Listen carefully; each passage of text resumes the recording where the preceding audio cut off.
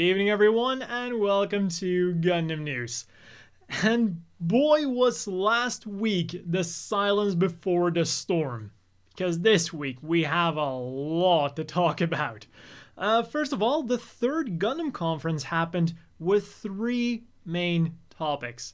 Now, the first one is Gundam World Contrast will be held in Okinawa in the summer and in Osaka in the fall.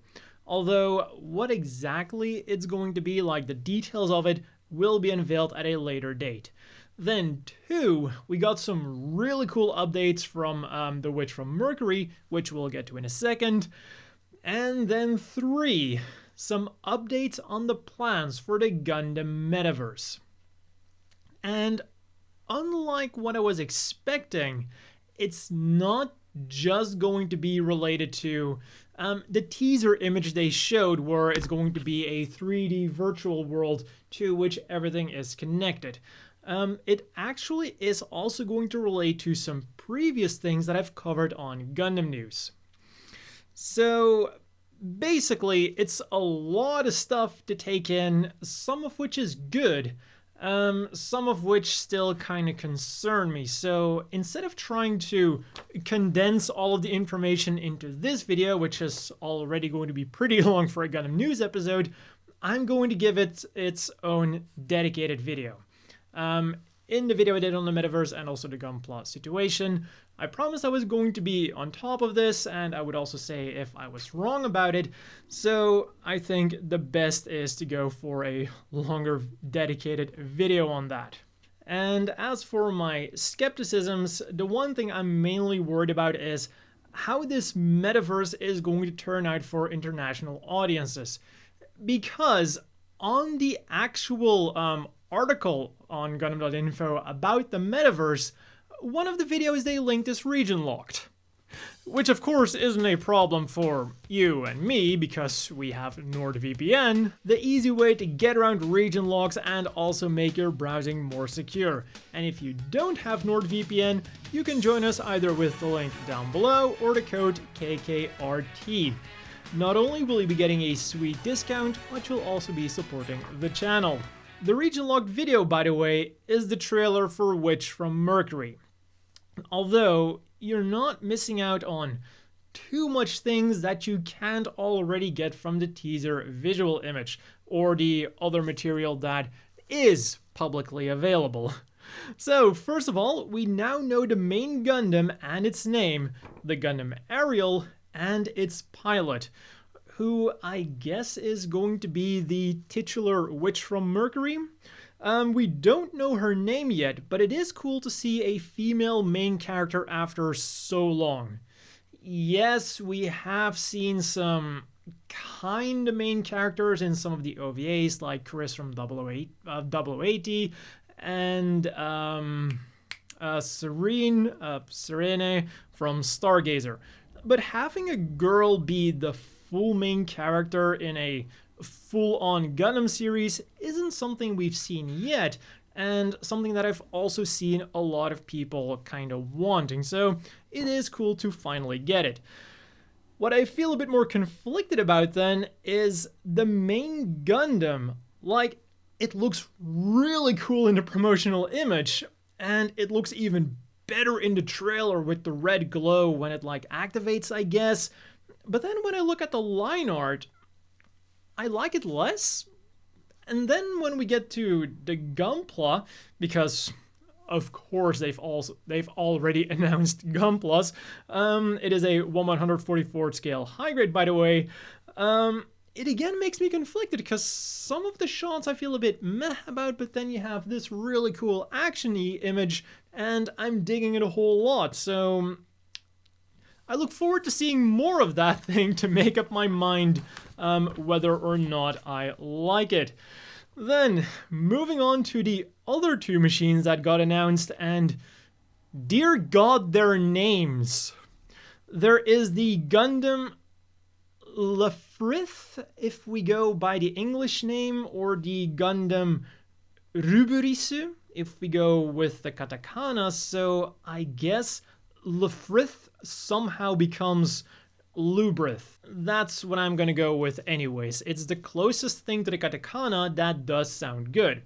And this thing, I like 100%. The weapon it's holding does look a bit weird, but I can easily replace that when I get the Gunpla.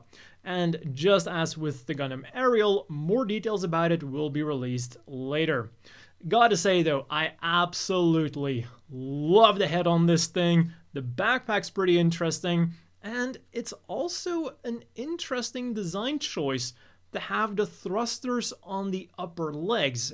It's not really something you see a whole lot of, and even of the ones that I can immediately think about, like the Girazulu or the Leo Fly type, they have them mounted on the sides and not on the back. And then finally we have the Beguir-Beu or Beguir-Beu, because that's how I would pronounce that last part in French and Dutch. I don't know, whatever the case might be. It is a pretty out there design that I'm fairly certain will serve as a main antagonist. And of course, they've also already announced the Gunpla, with more details coming soon. Now, something you might have noticed on the images for the Lubrith and the Beguir is that it doesn't just say the witch from Mercury, but it says the witch from Mercury prologue. And that is because in addition to the main anime, we're also going to get a prequel that will be released before the main anime. Now, other than the machines that will be appearing in it, we don't really know a whole lot about the prologue. They have said that it's going to be premiering at the Gundam Next Future Link to the Universe event, but that's an event that, well, still needs a lot of its own details revealed, including when it's going to be held. So, again, we don't really know a whole lot, including when that anime is actually going to be premiering. But another thing that they also confirmed is that it will be shown off at other events, both in Japan and across the world. So who knows, it might be coming to an event close to you. And then the last thing that they've confirmed is, of course, they're going to go full force with the merchandise. There's going to be a collaboration with Ichiban Kuji, Banpresto, who mainly produces prize figures for arcades. There's going to be Converge figures, G-Frame figures, Shokugan figures, Chogokin figures, and also Robot Damashi figures from their anime from the New Generations lineup. And this last one is actually the only thing in the entire update that tells us whether it's going to be Universal Century or an alternate universe, because the anime from the New Generations lineup is the Robot Damashi line that focuses on the alternate universes. Now, they haven't confirmed if it's going to be its own alternate universe or part of an alternate universe, but I'm fairly certain that based on the designs and the whole marketing around it, that it is going to be its own thing. I've seen some people speculate that it's part of the Iron-Blooded Orphans universe because of how its design looks, well, from the main Gundam. And while I can kinda see where they're coming from with design elements like the feet and the thrusters, I'm 99.99% certain that those two rods on the back are beam sabers, which would not be in Iron-Blooded Orphans, and the title also doesn't follow the styling of the Iron-Blooded Orphans series. So for now, I would say that everything points towards G-Witch being its own thing. But, you know what's funny? Gundam.info will typically have its website kinda themed after the big news event that's currently going on. So you would expect the website to currently be themed after G-Witch, right? Well, no. It is super in your face about the HD remastered complete Blu-ray for the Gundam Seed series. You don't even need to know Japanese to know that it's going to be releasing on the, well, that it released on the 29th. And believe me when I tell you that this box set was super hyped up. I just didn't really cover it a whole lot because, well, I didn't feel like covering every small detail they did or every interview they did on the thing. Like, I'm actually impressed on how big of a deal you can make over a simple Blu-ray release, which I guess isn't that simple of a Blu-ray release looking at everything that's going on around it. But since we're on the topic of Gundam Seed, we're soon going to be getting another Gundam Seed Eclipse Premium Bandai kit, the Master Grade Ginn Gladiator. More information will be coming soon, along with the pre-orders, but we can already tell some things from the picture. It comes with 2 custom swords, it keeps the Pardus missile launchers, the armor is going to be pretty different, and the backpack looks like it's going to be straight up completely new. And from Gundam Seed we go to Iron-Blooded Orphans because they also got some cool news. The opening for Iron-Blooded Orphans Urdr Hunt was released on the 25th for everyone to see. So if you want to check it out too, I'll have it linked down below. The song is really nice and shows off some new, really interesting looking characters too. Then, moving on to the Gundam base, they announced some new limited edition Gunpla that will be released on April the 29th. For 5,500 yen, 50 US, there is the clear color version of the Master Grade Eclipse Gundam from Gundam Seed Eclipse, and for 8,800 yen, around 80 US, there is the clear color version of the Master Grade Gundam Age 1 Wear System set. And as the name indicates, not only do you get the Gundam Age 1 normal, but also the Sparrow and Titus parts. And especially the Titus looks really good with that clear red and the beam effect parts. And talking about Gunpla, the life-sized RX-93FF new Gundam is opening on the 25th of April, and to get us excited about that, they released a new promotional video showing off the upcoming Gunpla. The animation is a bit stiff, but it was a neat watch regardless. And in addition to that, they also gave us more promotional images, which gave us more information on what we're getting.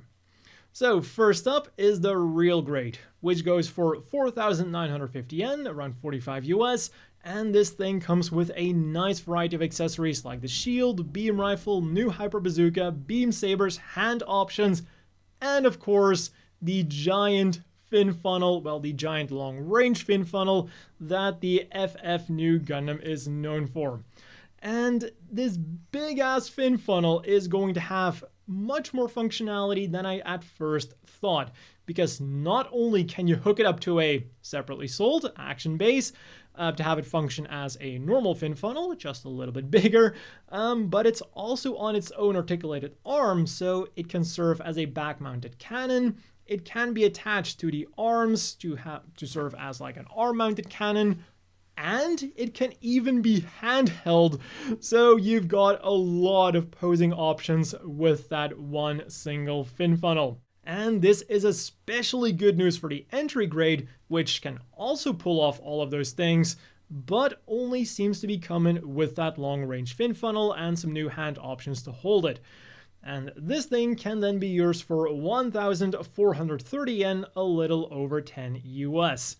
And then finally, for 1,650 yen, a little under 15 US, you can get the BB Senshi version, which is, ironically enough, the most accessorized version out there. It still comes with everything from the regular new, including the fin funnels. It has a base jabber because why not? And of course comes with the long-range fin funnel. All three will be released on the 25th, which is again of course when the big new itself opens up. And if action figures are more your thing, the newest lineup of Gundam Universe figures was unveiled on March the 25th. Included are the 00 Riser for 4,950 yen, 45 US, the GPO-1 Full Burnian for 3,300 yen, a little under 30 US, and the Leo for 3,000 yen, around 25 US, which I think is the first grunt machine to be ever included in the Gundam Universe lineup. Like, the closest thing that immediately comes to mind was Char's Zaku 2, and especially the design of the Leo here is interesting. on the one hand, I like how they added the extra details and also made the legs curvier and more complex looking. But on the other hand, it also loses a bit of that simple utilitarian charm that the Leo had. So it's definitely an interesting design. Also, it has a hole in the back, so that basically confirms that we'll be getting a Space Leo. And the other two also look really good, which is kind of surprising to me looking at the previous Gundam Universe lineups, because there was always one of them that I really did not like design-wise. I remember like the Exia being particularly bad. So it's cool to see a very nice looking 00 Gundam. As for the GPO-1, that thing is basically perfect, if you ask me. All three figures will be available for pre-order on April the 5th and are currently slated for a September release. Then, for the Robot Damashis, pre-orders opened last week Friday for the Zaku Tank Green Macaque version anime. And along with that, we also got some new images showing off this funky machine from all sides. Especially the claws got a lot of attention, and they even show it handling a Zaku bazooka, sold separately. For 7,700 yen, 70 US, this grabby tank can be yours in August. Then in the gaming news, we got the introduction trailer for the Gundam Exia and the unicorn version of the Marasai for Gundam Evolution. The video is region free and is linked down below if you want to check it out for yourself. And of course, the Exia comes with Trans Am as one of its special abilities. From UC Engage then, we got a third update video where we were promised quite some things like new events, responding to community feedback, and future updates for the game. And the biggest upcoming thing right now is the 0082 story of Pesce Montagne. And you can check out the trailer down below if you want to see some cool Gundam action. For the gacha fans then, the O and Paptimus Shirako were added as an event gacha, and soon Salem Mass and the Siskide will also be joining. Not the mobile suit I was expecting her to be paired up with, but fair enough, I guess. And then they also announced 2 original mobile suits that will be released in April. The GSREX 210608 Zaku Pod and the GSREX 110309 Ball Boy. These things are going to be added as April Fool's jokes, right? I won't accept anything else. Now, in all seriousness, I do kind of want that Ball Boy as a model kit because, in a way, it does look like something someone in the Gundam universe would make. Like, if they got their hands on a military overstock ball in, like, I don't know, UC 0090 or something, and then just made that thing with parts from a junior mobile suit. Like, there's something that I really like about this thing. In other news then, not only are we getting the second volume of Arasa OL Haman-Sama, but there's even a promotional video for it that is voiced by Haman-Sama herself. So if you want to check that out, because of course you'd want to, I'll have that linked down below. Then next up are more Gundam manholes. I'm sure you'll all remember the Gundam manholes that were installed in Odawara City, and not only did they start selling Gundam manhole cards and medals yesterday, but it was also announced that Sagamihara City will also be getting their own Gundam manholes, and that will be in mid-June. And this time, the designs are the RX-78-2 with the Asteroid Explorer Hayabusa and the Zaku 2 F-Type with the Smart Lander for Investigating Moon, abbreviated as SLIM. now I just wonder how far they're going to be taking this, how much more cities are going to be getting their own Gundam manholes. Like, I would kind of want to see some more, like some of those Gundam manholes and other anime-related manholes in Akihabara, because that would just be the perfect place for that. As for the stuff we could get this week then, starting Tuesday, the SD Gundam Red Lander Continue spread its wings in Japanese arcades. The figure stands about 9 centimeters tall, has a sparkling finish, and can actually move its wings. And while that might be all for the figures we could get this week, there was quite a bit of reading material released on the Japanese front. There was the second volume of the Hathaway's Flash manga, the second volume of the new War in the Pocket manga, the 6th volume of the F90 Fastest Formula manga, the 9th volume of the Moon Gundam manga, the 19th volume of the Zeta Gundam Define manga, the 23rd volume of the Johnny Raiden manga, and the 2nd volume of the Ramba Ral manga with the most amazing title, Ral's Feasts, Ramba Ral's Immoral Meals. I haven't read it yet, but that title still sounds gloriously ominous. You will sometimes also find it listed as Ral's Rice, Ramba Ral's Immoral Rice, which somehow sounds even more ominous and does also have like a nice ring to it.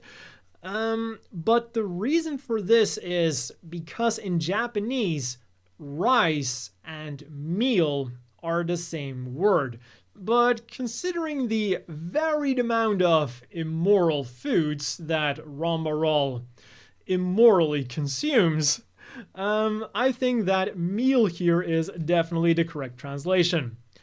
And of course, there were also a bunch of new magazines. The May issue of the monthly Gundam Ace, the May issue of the monthly Hobby Japan, featuring a special on the 2 new Dom kits, the May issue of the monthly Model Graphic, the May issue of Shonen Sunday S Special, in which Gundam Aggressor is serialized, the Big Comic Superior, in which Gundam Thunderbolt is serialized, Gundam Weapons featuring Gundam Wing Endless Waltz The Glory of Losers, including a Noin Custom 1/100 scale Taurus, the 20th issue of Gundam Life featuring a special on the evolution of real grades, and also comes with a sheet of Waterside decals, volume 76 of Continue Motion Graphic, which has a long interview with Yoshikazu Yasuhiko, Mobile Suit Gundam Universal Century vs. Modern Science, in which they discuss which technologies of the Universal Century can be achieved at the moment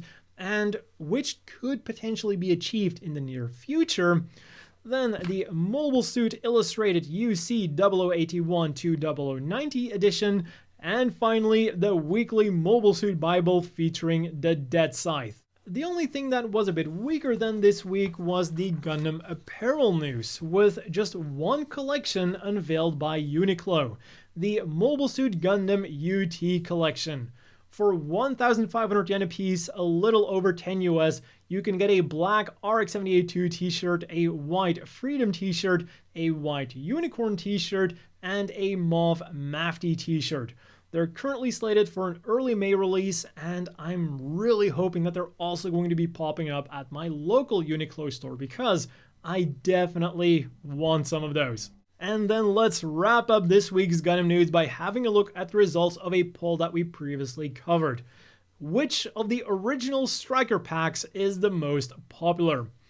And the winner won't surprise you at all. The Ale Striker won with a whopping 46.1%. Now, I did also find it kind of funny that the author of the results article also gave Kira's Desert Battle as one of the highlights of this pack. Although for me, it was the highlight for the Launcher Striker pack, which unfortunately ended up all the way in last place with only 8.6%. Personal biases aside, I guess the Sword Striker pack was able to achieve more, with slicing Miguel in two, almost accidentally slicing Nickel in two, and also serving as a great underwater weapon. And that is how it sliced its way up to third place with 13.3% of the votes. This then leaves us with the second place, the Perfect Striker, which is a bit more of a divisive pack, I would say, because in an attempt to combine all three packs, we get a pack that, depending on the person, can either be called a clusterfuck or a really powerful chonky unit. And that is kind of how it was in Universe 2.